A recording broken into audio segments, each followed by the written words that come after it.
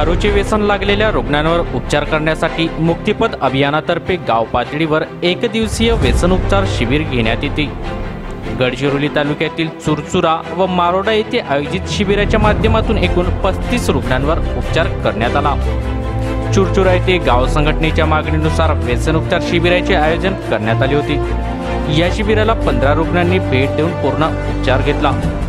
शिबिराचे नियोजन मुक्तिपथ तालुका संघटक अमोल वाकुडकर यांनी केले, तर यशस्वीतेसाठी गाव संघटनेचे देवेंद्र मशाकेत्री व इतर सदस्यांनी सहकार्य केले। मारोडा येथे आयोजित शिबिराच्या माध्यमातून 20 रुग्णांना उपचार देण्यात आला। शिबिराला गाव संघटनेने सहकार्य केले। शिबिराचे नियोजन तालुका उपसंघटक रेवनाथ मेश्राम यांनी केले। अशा एकूण 35 रुग्णांनी पूर्ण उपचार घेतला। दारूची सवय कशी लागते, शरीरावर कोणते दुष्परिणाम दिसतात आदींची माहिती देत अरुण भोसले यांनी दोन्ही शिबिरात सहभागी व्यसनींना समुपदेशन केले। संयोजक छत्रपती घवघवे यांनी रुग्णांची केस हिस्ट्री घेतली। मागील काही दिवसांपासून आरमोरी शहरासह तालुक्यात कोरोना व्हायरसचा प्रसार मोठ्या प्रमाणात होत आहे। हा वाढत असलेला प्रसार थांबवण्यासाठी व जनतेची सुरक्षा हित लक्षात घेऊन आरमोरी तालुक्यातील व्यापारी संघटना, नगर परिषद, आरमोरी प्रशासन व सर्वपक्षीय नेत्यांनी सोमवार 28 सप्टेंबर ते 5 ऑक्टोबर 2020 पर्यंत आरमोरी तालुका पूर्णपणे बंद ठेवून 8 दिवसांचा जनता कर्फ्यू करण्याचा निर्णय सर्वानुमते करण्यात आलेला आहे। या निर्णयानुसार आरमोरी तालुक्यातील सर्व दवाखाने, मेडिकल व वैद्यकीय व्यवस्था सुरू राहणार असून या जनता कर्फ्यूला सर्व जनतेने सहकार्य करून यशस्वी करावे असे आवाहन व्यापारी संघटना, नगरपालिका आरमोरी व सर्वपक्षीय नेत्यांनी आज आरमोरी तहसील कार्यालय सभागृहात पार पडलेल्या सभेतून जनतेला केले आहे। गडचिरोली पोलीस व मुक्तिपथ तालुका चमूने संयुक्त कारवाई करत मोहझरी जंगल परिसरात टाकलेला जवळपास 50 किलो मोहसडवा नष्ट केला। तसेच मोहझरी येथे दारू विक्री करणाऱ्यास रंगेहात पकडून त्याच्याकडील 5,000 रुपये किमतीची 25 लिटर मोहफुलाची दारू जप्त करण्यात आली। या प्रकरणी मारुती भागो जुमनाके याच्या विरोधात गडचिरोली पोलीस ठाण्यात गुन्हा दाखल करण्यात आला आहे। मोहझरी येथे मोठ्या प्रमाणात दारू विक्री सुरू आहे। येथील दारू विक्रेते परिसरातील अनेक गावांना दारूचा पुरवठा करतात। दारू पिण्यासाठी अनेक गावातून मद्यपी येत असल्यामुळे कोरोनाचा धोका बळावला आहे। भांडण तंट्यामध्ये वाढ झाली असून याचा नाहक त्रास गावकऱ्यांना व इतर गावांना सहन करावा लागत आहे।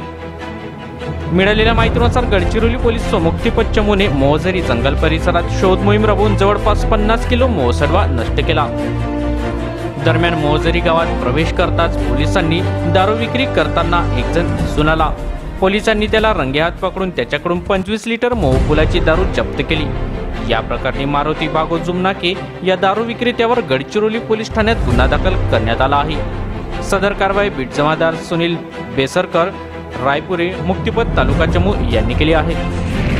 राज्यात कोरोनाचा कहर दिवसेंदिवस वाढतच चालला आहे। त्यात आता शिवसेनेचे दिग्गज नेते आणि राज्याचे नगरविकास मंत्री एकनाथ शिंदे यांना कोरोनाची लागण झाल्याची माहिती समोर आली आहे। याबाबत खुद एकनाथ शिंदे यांनी सोशल मीडियाच्या माध्यमातून माहिती दिली आहे। एकनाथ शिंदे यांना ठाण्यातील ज्युपिटर हॉस्पिटलमध्ये उपचारासाठी दाखल करण्यात आले आहे। काल मी माझी कोविड-19 ची तपासणी करून घेतली असता ती पॉझिटिव्ह आली आहे। आपल्या सगळ्यांच्या आशीर्वादाने प्रकृती ठीक आहे।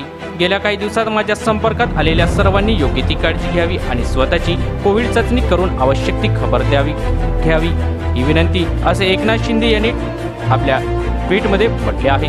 कोविड-19 चाचणी पॉझिटिव्ह आल्यानंतर एकनाथ शिंदे यांना डॉक्टरांच्या सल्ल्यानुसार सध्या होम क्वारंटाईन करण्यात आले आहे। मात्र त्यांना अस्वस्थ वाटत असल्यामुळे त्यांना ठाण्यातील ज्युपिटर हॉस्पिटलमध्ये उपचारासाठी दाखल करण्यात आले आहे। आपल्या लोककलेतून समाजात विविध विषयांवर जागृती निर्माण करण्याबरोबरच समाजाचे प्रबोधन करणाऱ्या लोककलावंतांचे प्रश्न सोडवण्यासाठी राज्य शासन सकारात्मक असल्याचे सांस्कृतिक कार्यमंत्री अमित देशमुख यांनी काल सांगितले। काल मंत्रालयात आमदार अतुल बेनके, सांस्कृतिक कार्यक्रम संचालक विभीषण चौरे यांच्यासह महाराष्ट्र राज्य तमाशा, फड मालक, कलावंत विकास महामंडळाचे अध्यक्ष रघुवीर खेडकर, अखिल भारतीय चित्रपट महामंडळाचे अध्यक्ष मेघराज राजे भोसले, अभिनेते सुशांत शेलार यांच्यासह लोककलावंत मालती इमानदार, राजू बागुल, शांताबाई संक्रापूर, राजू गायकवाड, शफीबाई शेख आदी उपस्थित होते। गोंडवाना विद्यापीठास विद्यापीठ अनुदान आयोगाकडून 12B दर्जा प्राप्त झाला आहे। त्यामुळे विद्यापीठाचा विकास अधिक वेगाने होईल असे उच्च व तंत्र शिक्षण मंत्री उदय सामंत यांनी सांगितले। उच्च व तंत्र शिक्षण मंत्री उदय सामंत म्हणाले, गोंडवाना विद्यापीठाच्या दौऱ्यावर असताना हा दर्जा मिळवून देऊ असे विद्यापीठाला आश्वस्त केले होते। या आश्वासनाची पूर्तता झाली असून यासाठी नगरविकास मंत्री तथा गडचिरोली जिल्ह्याचे पालकमंत्री एकनाथ शिंदे यांनी महत्त्वपूर्ण पाठपुरावा केला आहे। सन 2011 मध्ये स्थापन झालेल्या गोंडवाना विद्यापीठाने 12वीचा दर्जा मिळवण्यासाठी विद्यापीठ अनुदान आयोगाकडे प्रस्ताव पाठवलेला होता। हा प्रस्ताव आयोगाकडून मंजूर केला आहे आणि तसे परिपत्रक आज विद्यापीठास पाठवले आहे। हा दर्जा प्राप्त झाल्यामुळे विद्यापीठाचा सर्वांगीण विकास होण्याचा मार्ग मोकळा झाला असून यासाठी विद्यापीठाला राष्ट्रीय उच्चतर शिक्षण अभियानाअंतर्गत अनुदान प्राप्त करता येणार आहे।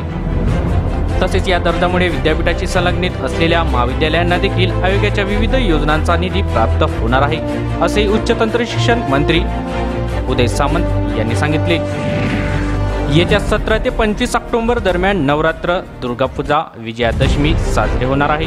सध्याच्या कोरोनाच्या पार्श्वभूमीवर येणारा सण हा साधेपणाने साजरा करावा असे आवाहन मुख्यमंत्री उद्धव ठाकरे यांनी केले आहे। गणपती उत्सवात दरम्यान ज्या प्रकारे सहकार्य केले त्याच प्रकारे या सणांमध्ये देखील सर्वांनी सहकार्य करावे, जेणेकरून कोरोनाचा प्रसार थांबवता येईल असे मुख्यमंत्री उद्धव ठाकरे यांनी म्हटले आहे। लोकांनी गर्दी न करता गणेशोत्सवाप्रमाणे नवरात्रोत्सवी साधेपणाने साजरा करावा। कोरोना संदर्भातील शासनाने जारी केलेल्या सूचना, मार्गदर्शन, दक्षता यांचे पालन करावे, मास्कचा वापर करावा, सोशल डिस्टन्सिंगचे पालन, स्वच्छता या सर्व बाबींची काळजी घ्यावी, जेणेकरून आपण सर्वजण सर्वांच्या सहभागातून कोरोनाचा प्रसार रोखू शकू असे मुख्यमंत्री उद्धव ठाकरे यांनी म्हटले आहे। गणपती उत्सव साजरा करण्याबाबत जसे परिपत्रक शासनाने काढले होते त्याचप्रमाणे या सणाबाबत देखील लवकरच मार्गदर्शक परिपत्रक काढण्यात येईल।